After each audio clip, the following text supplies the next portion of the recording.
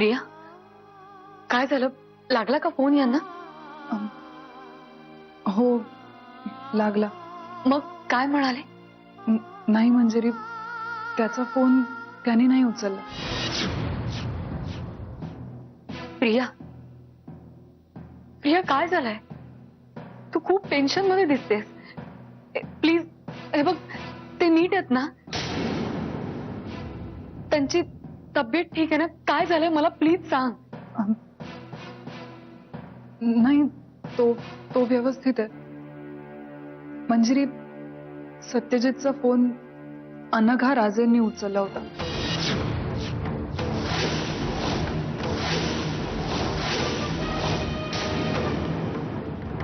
हो, आणि ते असंही म्हणाले की सत्यजित आत्ता त्यांच्या घरी आहे आणि तो झोपलाय. आता यापुढे आणखीन तुला काय सांगायचं? तू समजूतदार आहेस.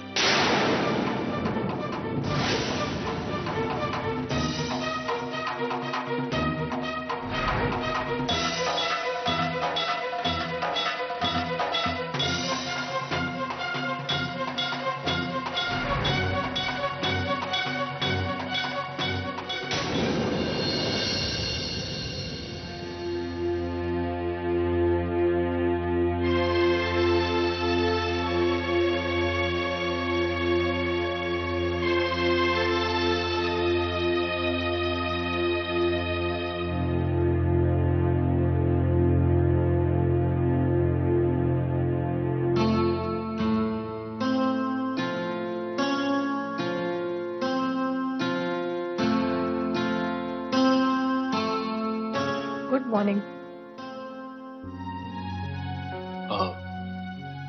Good morning. I am very sorry Mrs राजे. मी इथेच, मला कळलंच नाही माझा कधी डोळा लागला ते. I am very sorry. It's okay. तुम्हाला गरज होती शांत झोपेची आणि आय थिंक काल तुम्हाला ती मिळाली. चहा आणू? आणि एक रिक्वेस्ट होती.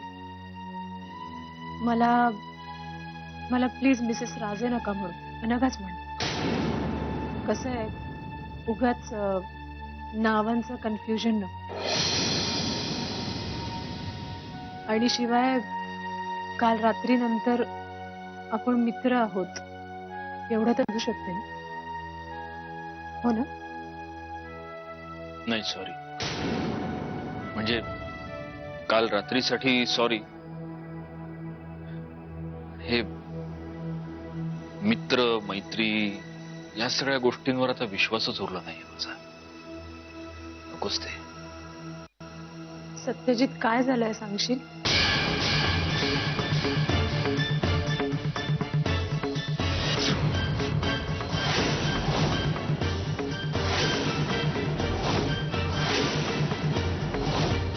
असं बघतोस काय माझ्याकडे?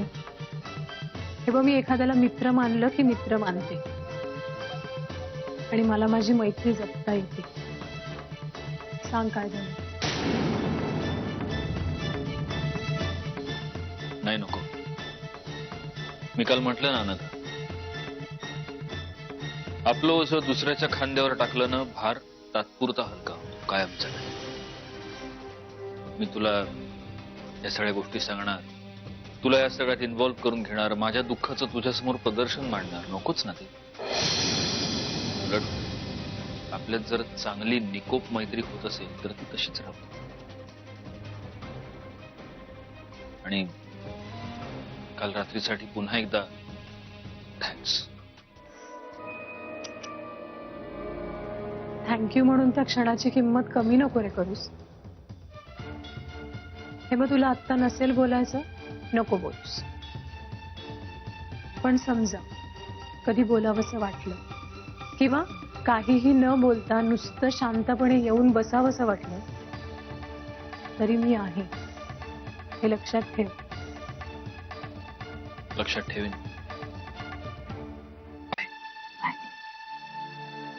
सत्यजित, फोन. थँक्स. सत्यजित, काल रात्री प्रियाचा फोन आला होता तुझ्या फोनवर 2-3 वेळा. आय एम सॉरी, पण मला रिसीव्ह करावा लागला फोन. म्हणजे मी रिसीव्ह करणार नव्हते, पण काय झालं, 2-3दा फोन आला. मला वाटलं तू रागाच्या भरात तसाच घरातनं निघाला असशील, घरच्यांना काळजी वाटत असेल ना तुझी, म्हणून उचलला फोन. मी सांगितलं तिला की तू इथे झोपलायस म्हणून, आणि हेही सांगितलं की मिसेस मुधोळकरांना याबद्दल काही सांगू नकोस म्हणून. नाही ग अनघा, त्याची खरंच काही गरज नव्हती. प्रियानी जर नसेल सांगितलं तर मी सांगेनच ना आता घरी गेल्यावर. सांगायलाच पाहिजे. बाय.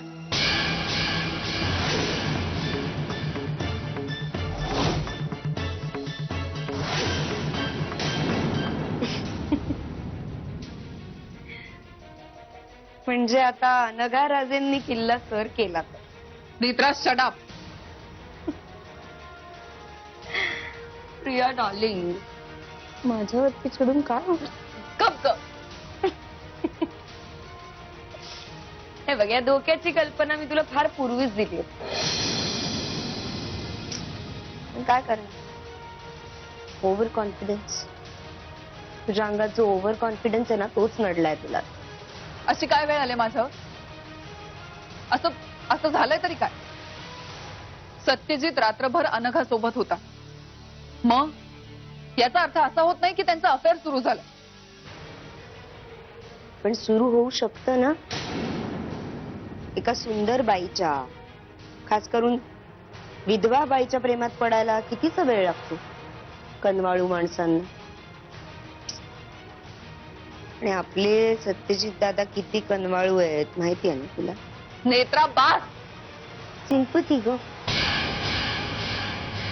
पण सत्यजित दादांचं एक बरं, त्यांचं कधीच कुणावाचूनच काहीच अडत, आपली सोय बरोबर लावून घेतात.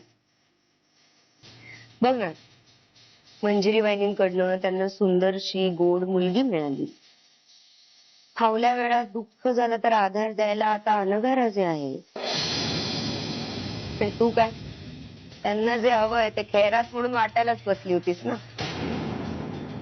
त्यामुळे आता सत्यजित दादांची 5 उंगलिया घी में आणि सर कढाई में अशी अवस्था झाली.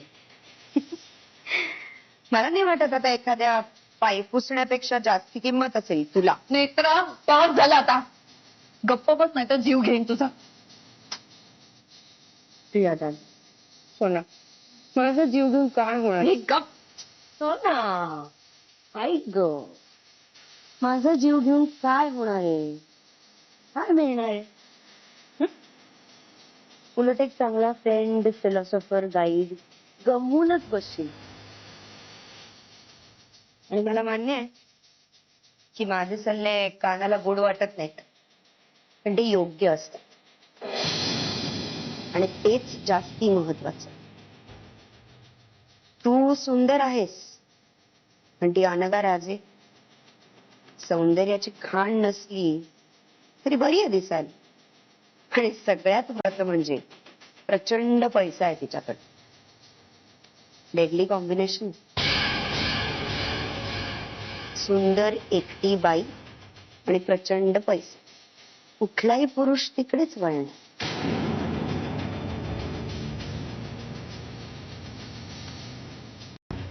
म्हणून सांगते, आता तू तुझी काहीतरी वेगळी सोय बघ बाप. कारण तुझं हे जे सौंदर्य आहे ना, ते फार काळ नाही टिकत.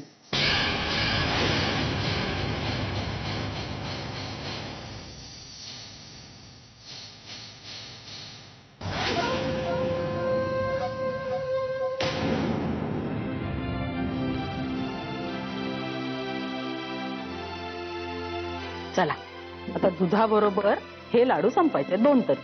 आई अहो, मला नाही आवडत डिंकाचे लाडू. तुझ्या आवडीनिवडीचा प्रश्नच नाहीये मंजिरी. तुझ्यावर एक जीव अवलंबून आहे.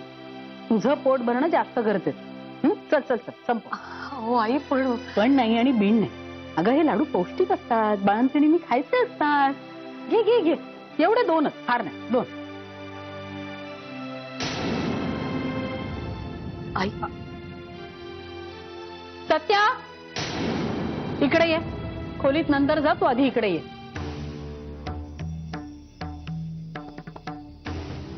काल रात्री कुठे होतास तू?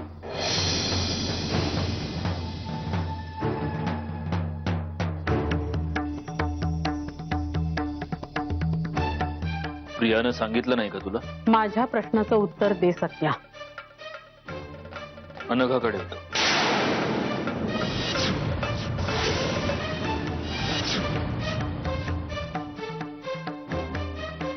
छान. आता मिसेस राजेंवरून अनघापर्यंत पोहोचलात तुम्ही. लाज नाही वाटत स्वतःच्या आई समोर आणि बायको समोर हे सांगायला की परक्या बाईच्या घरात मी रात्र घालवली?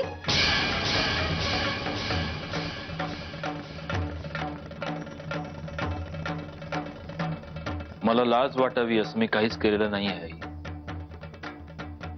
दुसरी गोष्ट, माझी बायको म्हणून तू कोणाचा उल्लेख करतेस? कारण मला तसं इथे कोणीच दिसत नाही. काल मन खूप कोंडल्यासारखं झालं होतं. घुसमट होत होती. कोणाशी तरी बोलावंसं वाटत होतं म्हणून मी गेलो होतो अनघाकडे. तिच्याशी बोललो, मोकळं वाटलं. सगळ्यात महत्वाचं म्हणजे बऱ्याच दिवसांनी शांत झोप मिळाली. तुला जसं वाटतंय ना तसं काहीच गैर घडलं नाही आई. मग मला लाज कशी वाटणार? तुला वाटणार नाहीच रे, कारण तू जे करतोस ते योग्यच करतोस. आणि आम्ही सुद्धा त्याला योग्य असं समजून तुझी वाहवा करावी असा हट्ट असतो तुझा. नाही नाही, माझा अजिबातच तसा हट्ट नाहीये. मी माणूस आहे, मीही चुकू शकतो, चुकतो. पण आजपर्यंत मी जेव्हा जेव्हा चुकलोय तेव्हा निदान तुझ्याकडे तरी प्रामाणिकपणे मी ते सगळं येऊन कबूल केलं आहे, नाही का? सगळं. हा, तर जो प्रश्न तू मला विचारलास तो जर तुझ्या शेजारी बसलेल्या या बाईला विचारला असतास तर कदाचित आपल्या सगळ्यांवरच ही वेळ नसती आली. कारण बाहेर ख्यालीपणाचं घाऊक कॉन्ट्रॅक्ट तिनं घेतलंय, मी नाही.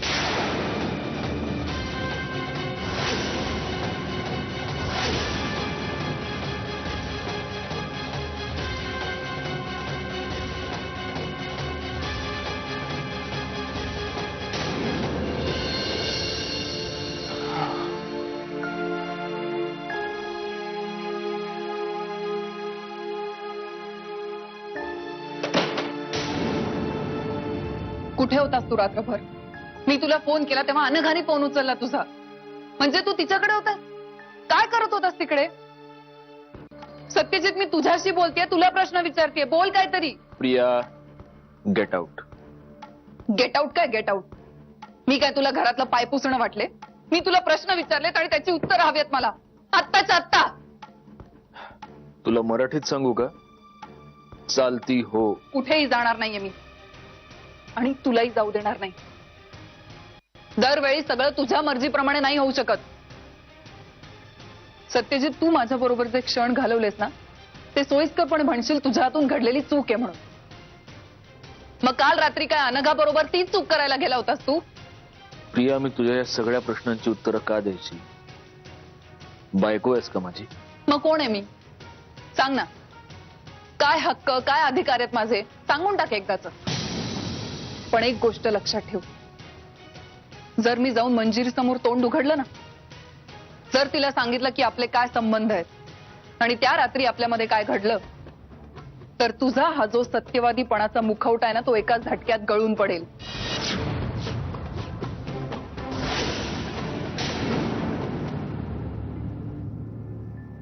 सत्यजितने आता सगळ्याच मर्यादा ओलांडल्यात. अरे त्याला काय वाटतं? त्याने काही केलं, कसंही वागलं तरी आम्ही निमूटपणे खपवून घ्यायचं? नाही जमणार आहे आता ते. नाही म्हणता म्हणता हा वडिलांच्याच पावलावर पाऊल टाकतोय. पद्धत वेगळी पण वागणं तेच. आई, तुम्ही शांत व्हा बरं थोडं. कदाचित ते म्हणतायत तसंही असेल. तेही केवढ्या टेन्शन मध्ये आहेत सध्या. मे बी त्यांना वाटलं असेल की आपलं मन कुणाकडे तरी मोकळं करावं म्हणून. घरातली माणसं काही मेली आहेत का मंजिरी? आमच्यापाशी मन मोकळं करावं ना. नाही, हे काही कारण नाही. आणि तुला सहन करायचं तर तू कर, मी करणार नाही. घरामध्ये मला दुसरा अनंतराव मुधोळकर नकोय. त्याला टेन्शन आहे म्हणून तो काही बोलेल, कसाही वागेल. काल रात्री कसा वागलाय तो तुझ्याशी?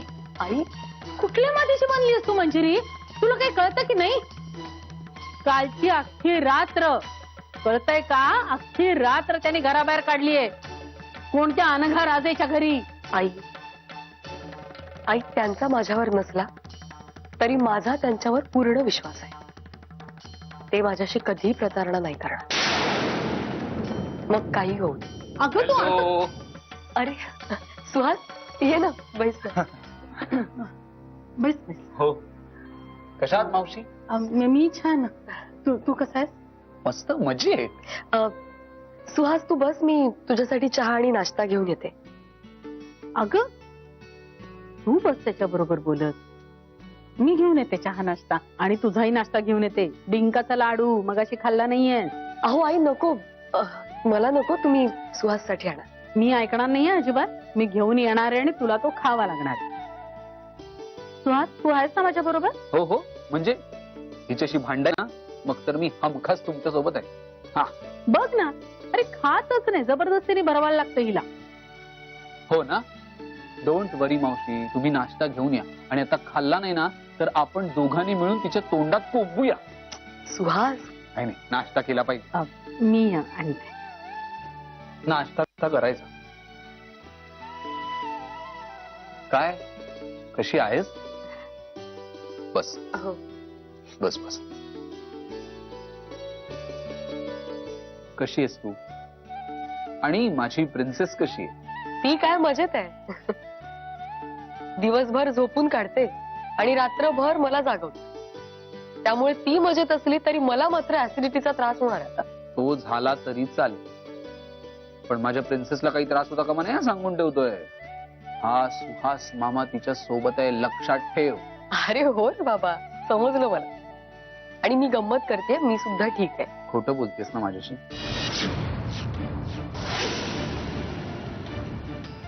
मंजिरी, तुझ्या मनातलं दुःख तू कितीही लपवून माझ्याशी बोलण्याचा प्रयत्न केलास, खोटं खोटं हसत मुखाने माझ्याशी वागण्याचा प्रयत्न केलास, तरी मला ते कळतं. लहानपणापासून आपण एकत्र वाढलोय, हसलोय, खेळलोय, रडलोय.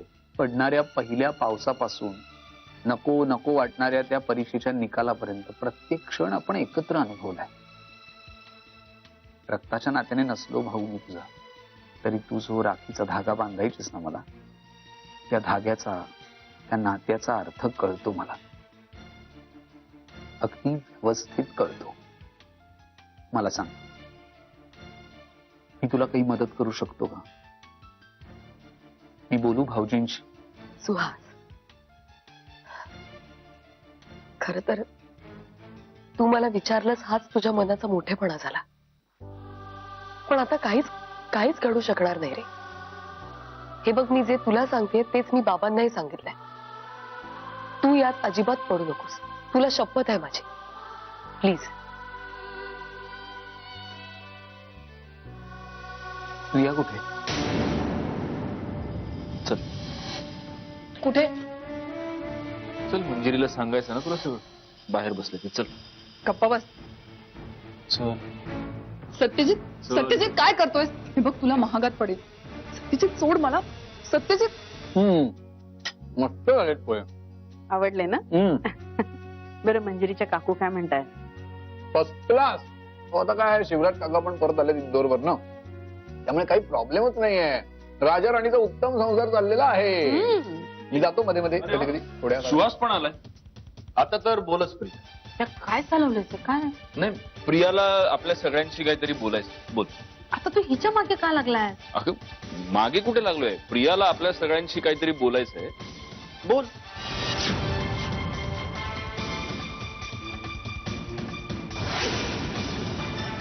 काय ग, काय सांगायचं तुला? बोल ना. नाही, काय नाही. म्हणजे मावशी, आमचं आता लग्न ठरलंय तर त्याची सगळी तयारी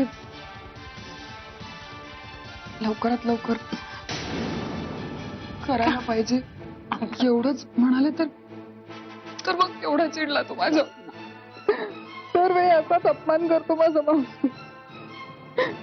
नेहमी मला बोलतो. माझं काय चुकलं?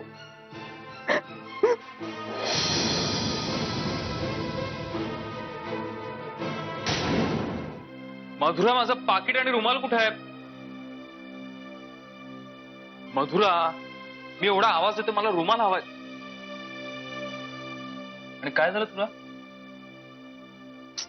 काय नाही रे, दीच्या आयुष्यात इतके काही प्रॉब्लेम चालवत बघवले जात नाही. बहीण आहे रे ती माझी, काळजी वाटते तिच्याबद्दल. आणि जीजू असे आहेत ना, कोणाचं काहीच ऐकून घ्यायला तयार रे ती. स्वतःच खरं करते.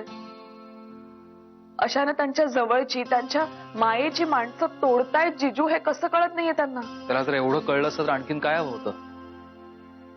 वहिनींसारखी बायको आहे, एवढी गोड मुलगी आहे. सुख पायाशी लोळण घेत असताना याला दुःखाचे डोहाळे लागलेत. मधुरा, सत्यजित माझा मित्र आहे ना, म्हणून जीव तुटतोय. दीदीचं हे असं पाहिलं ना की खूप भीती वाटते रे विहंग. जीव घाबरावतो. मधुरा, शांत हो. हे बघ, असं काही होणार नाही.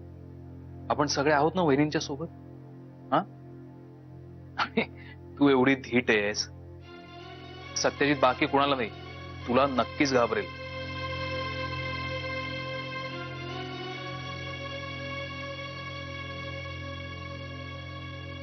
आता अशीच हसत राहा.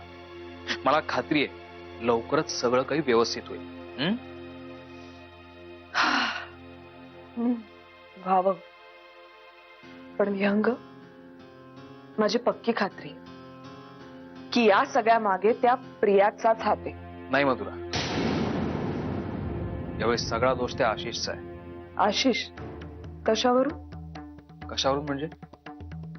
त्यानेच सत्यजितच्या मनात पुन्हा विष पेरलाय. तो वेडा नव्हता मधुरा, त्याने वेड्याचं नाटक केलं होतं. पण मग या एवढ्याशा कारणावरनं तू आशिषला गुन्हेगार ठरवतोस? म्हणजे तुला असं म्हणायचं की तो आशिष निर्दोष आहे म्हणून?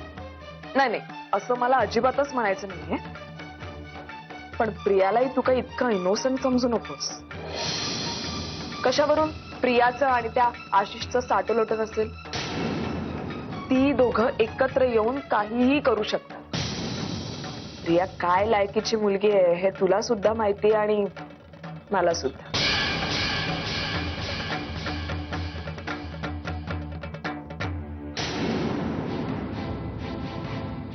बरोबर बोलतीस. या गोष्टीचा मी विचारच केला नव्हता.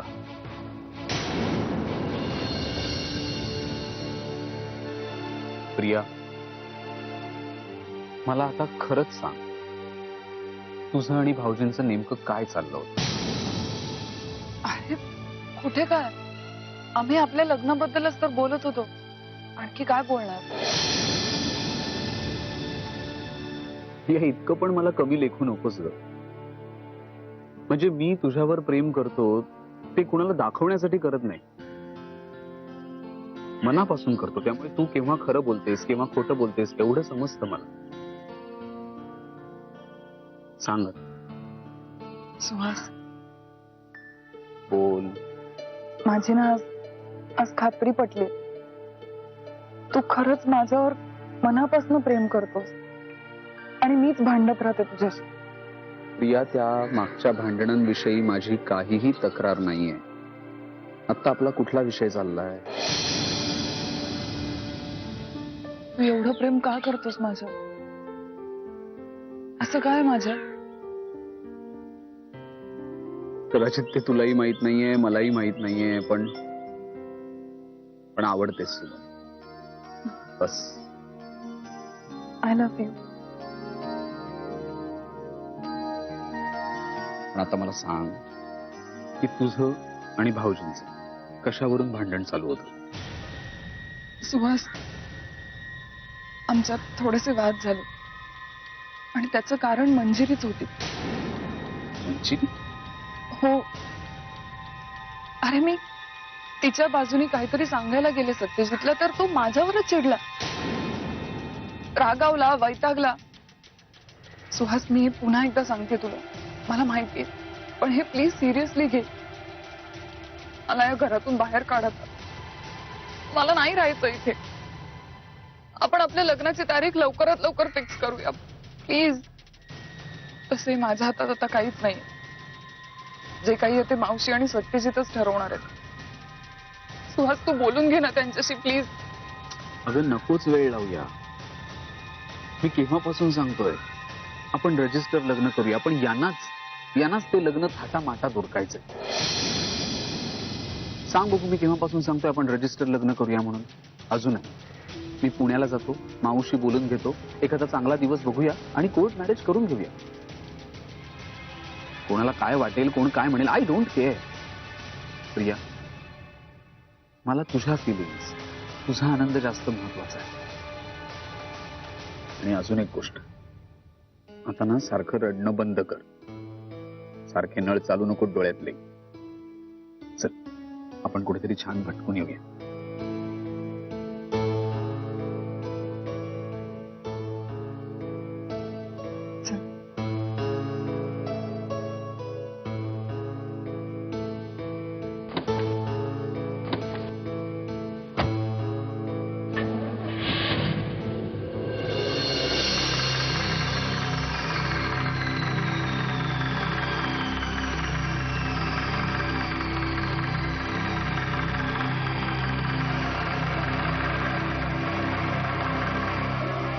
संख्ये जी काय चाललंय हो तुमचं? साहेब, बाबांना धूप दाखवतोय आणि त्याच धुपाने डास वाढलेत ना, त्यांचा खात्मा करतोय साहेब. डासाचं काय घेऊन बसला तो तुम्ही? अख्खा पाऊस पाठा आहे आम्हाला त्रास द्यायला. साहेब, एक सांगू? बोला. साहेब, तुम्ही या सगळ्यांना ठार करा साहेब. तुमचं चिंतन वाढलंय संख्ये. जी तुमचं चिंतन निश्चित वाढलंय. जी जी. तोच प्रयोग करून पाहतोय आम्ही.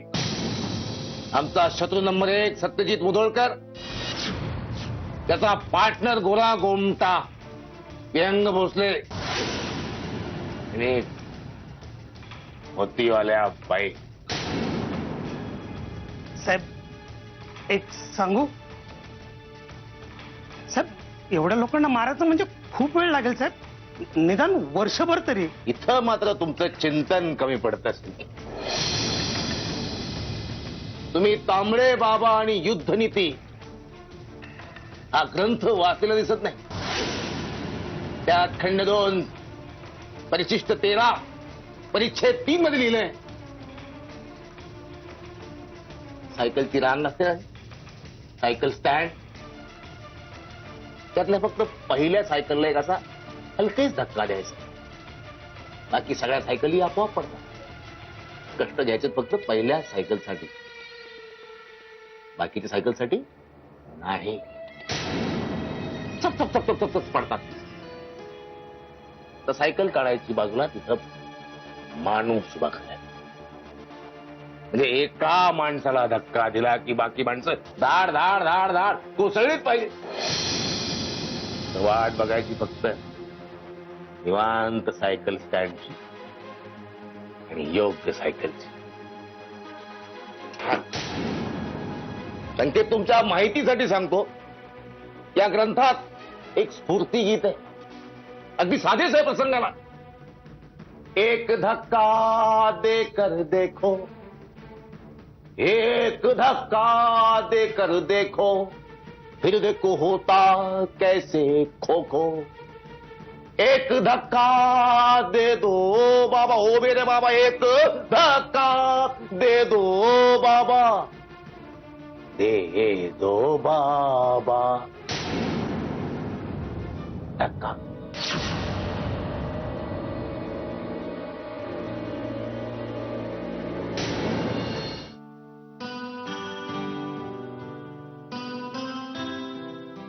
चणे शेंगदाणे चणे शेंगदाणे पण मला खरंच कळत नाहीये की भाऊजी हे असं विचित्र अचानक का वागायला लागले.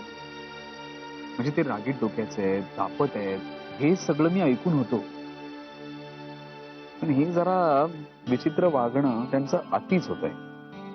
अति तर आहेच, पण तुला एक सांगू का, मला या वागण्याची सवय आहे, त्यामुळे काही वेगळं वाटतच नाही. आणि तू असं त्यांना कितीसं ओळखतोस, जे तू त्यांच्याबद्दल असं जजमेंट करतोस. No no, I am not being judgemental. मला फक्त जे वाटलं ते मी शेअर करतोय बस. तशी आमची काय आत्ताचीच ओळख आहे. तुमच्या घरी आलो तेव्हा पहिल्यांदा मी त्यांना भेटलो, पण भेटून भेटून माणूस थोडाफार तरी ओळखता येतोच ना. नाही सुहास, अशी माणसं अजिबात ओळखता येत नाही, कारण अशी माणसं आतल्या गाठीची असतात. खायचे दात वेगळे आणि दाखवायचे वेगळे असं असतं. आणि सत्यजितचं सुद्धा असंच आहे. जगाला दिसणारा मुखवटा वेगळा आणि आतला खरा चेहरा वेगळा. तुला माहितीये, ज्या प्रकारे सत्यजित मंजिरीशी वागतो ना, त्याच्यावरनं एक अर्थ सरळ आहे. त्याला मंजिरीशी कधी लग्न करायचंच नव्हतं. What are you saying? हो, हे खरं आहे. कारण मंजिरीचं स्थळ शालिनी मावशीने आणलं आणि मग सत्यजितला भाग पाडलं मंजिरीशी लग्न करायला. कदाचित असंही असेल, सरनाईक काकांची अमाप संपत्ती आणि प्रॉपर्टी बघून त्यांनी लग्न करायचा निर्णय घेतला. कारण तुला माहिती नसेल कदाचित, पण सत्यजित सगळ्यात आधी हाडाचा बिझनेसमॅन, कठोर हृदयाचा. आणि तो जेव्हा एखाद्याला कन्व्हिन्स करायचं ठरवतो ना, तेव्हा तो काहीही करून त्या माणसाला कन्व्हिन्स करतोच. मग त्यावेळी तो जिभेवर अशी काही साखर पेरणी करतो आणि समजुतीचे असे काही डोस देतो की नंतर आपल्यालाच असं वाटायला लागतं की आपणच कुठेतरी चुकतोय. You R right. कारण मला सुद्धा हा अनुभव आलेला आहे. म्हणजे तुला सुद्धा पटतंय ना मी काय म्हणते ते? हो ना, पटतं ना. नाही पण प्रिया, मला सांग की त्याला मंजिरीशी लग्न का करायचं नव्हतं? काय कारण काय होतं? त्याच्या आयुष्यात कोणी दुसरी मुलगी होती का? होती. त्याच्या आयुष्यात एक मुलगी होती. मी तुला सांगू, तू रागवणार नाहीस ना माझ्यावर? मी कशाला रागवीन, सांग. त्याच्या आयुष्यात एक मुलगी होती जिच्यावर तो खूप प्रेम करायचा. प्रेम काय, आपण असं म्हणू की तो वेडा होता त्या मुली मागे. कोण होती ती मुलगी आणि काय झालं तिथे? फिसकटलं कशामुळे? फिसकटायला आधी जुळायला पाहिजे ना. सत्यजितचं प्रेम एकतर्फी होतं. एकतर्फी प्रेम होतं? कोण होती ती मुलगी? मी.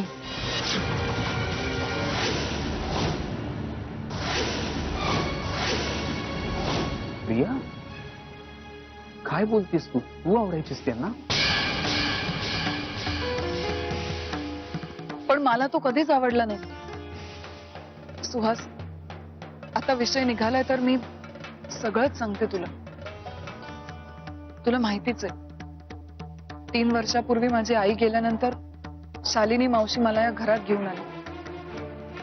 मी ज्या दिवसापासून या घरात आले ना, तेव्हापासून या घराला, घरातल्या माणसांना आपलंसं मानलं. मावशीने पण माझ्यावर स्वतःच्या मुली इतकंच प्रेम केलं. उगाच खोटं कशाला बोलू. मावशी खरंच खूप प्रेमळ आहे. पण घरातलं एक माणूस चांगलं असून काय होतं, बाकीच्या माणसांचं काय? तुला माहितीये, काही दिवसानंतर माझ्या लक्षात आलं की सत्यजित माझ्याकडे वेगळ्याच नजरेने बघतोय. त्याचा माझ्याकडे बघण्याचा दृष्टिकोन, त्याच्या भावना चांगल्या नव्हत्या.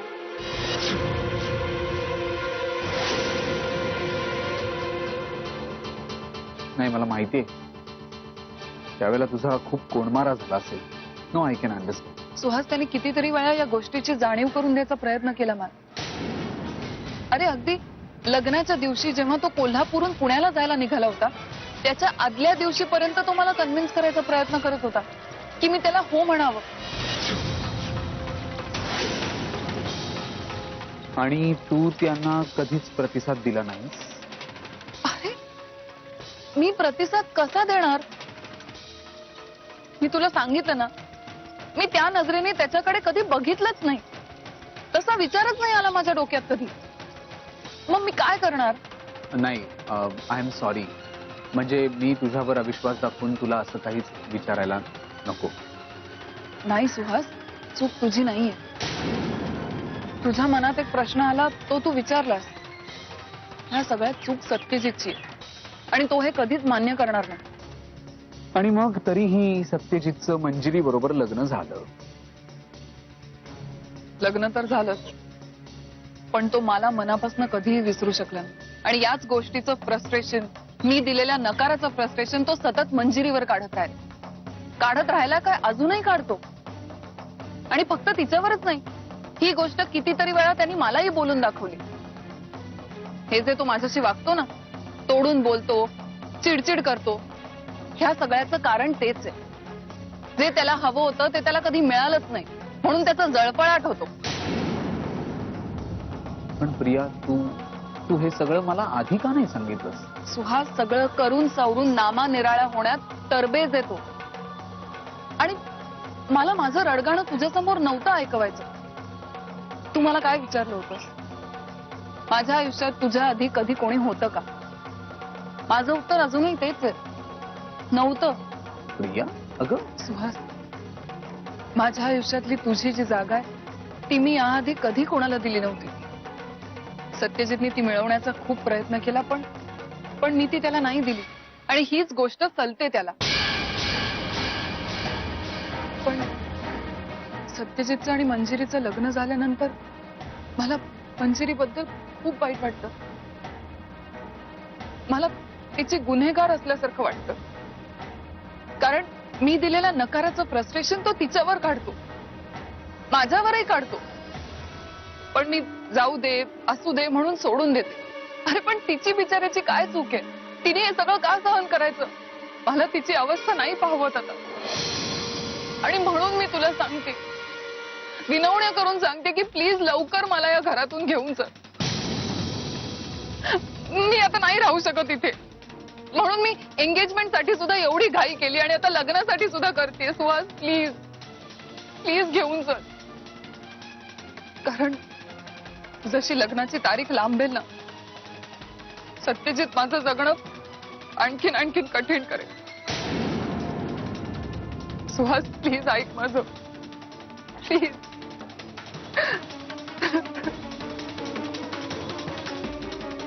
शांत हो, शांत हो. आपण लवकरात लवकर लग्न करूया.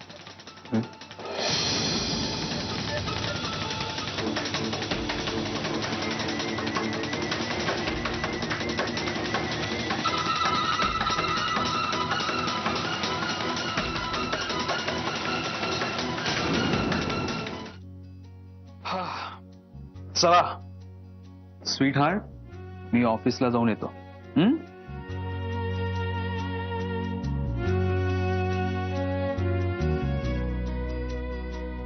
ऐक ना, आज नको ना जाऊ. मधुरा, काय झालंय? असं का म्हणतेस? माहित नाही, पण मला ना कसं तरी होतंय. जीव खूप घाबरा घुबरा होतोय रे. मधुरा, कालपासून तू वहिनींचा विचार करतेस ना, म्हणून कदाचित तुला असं वाटत असेल. तू एक काम कर, थोडा वेळ कुठेतरी बाहेर फिरून ये. नाहीतर असं कर ना, तू बाबांना भेटून ये. ए आयडिया, मी आज संध्याकाळी ऑफिसवरनं लवकर यायचा प्रयत्न करतो. मी आल्यावर आपण मस्तपैकी लॉंग ड्राईव्हला जाऊया. हा, आणि मग बाहेरच जेवू, चांदण्या रात्री दोघंही फिरू. काय? नक्की? नक्की. चल येऊ मग. लवकर ये. येस. मधुरा.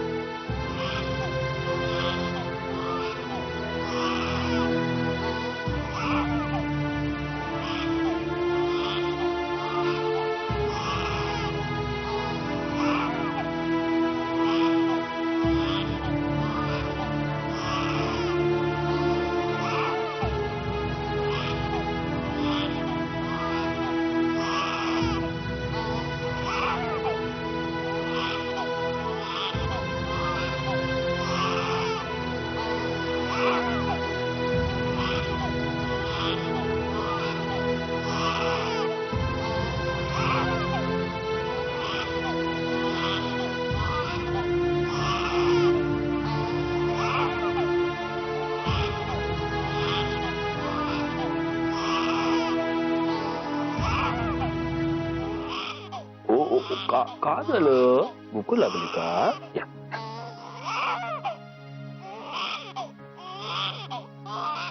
नका रडू, नका रडू, नका रडू, नका रडू.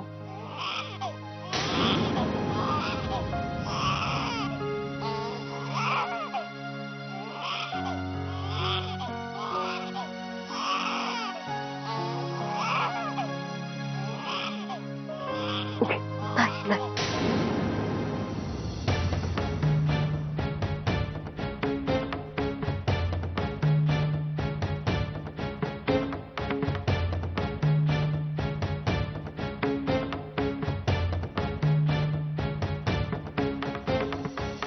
हॅलो, संकल्प प्लेसमेंट एजन्सी. नमस्कार, माझं नाव सत्यजित मुधोळकर. मला माझ्या बाळासाठी गव्हर्नन्स हवी आहे.